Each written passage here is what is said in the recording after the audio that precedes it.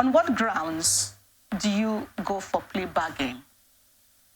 Has Emefiele been found guilty of any crime so far? First of all, plea bargain is accepted. It's an accepted way of settling criminal trials right now.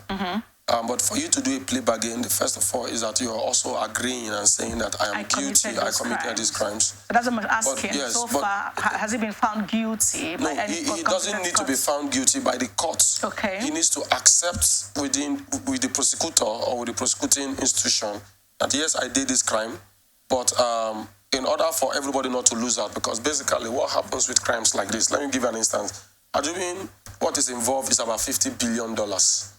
And then you take me through the court process, and the court find me guilty and sentence me to 7 years imprisonment, let's say even 14 years imprisonment.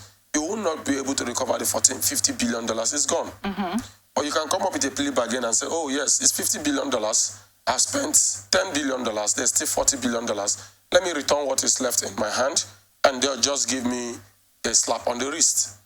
And the prosecuting counsel will look at his chances and say, well, we can pursue this case and then suffer a very serious economic loss. So basically, if this is anything to go by, if this rumor from the anonymous source is anything to go by, so it means that Emefiele accepting going for a plea bargain automatically means that some of the accusations against him have some substance of truth to it. Yes, of course. All right.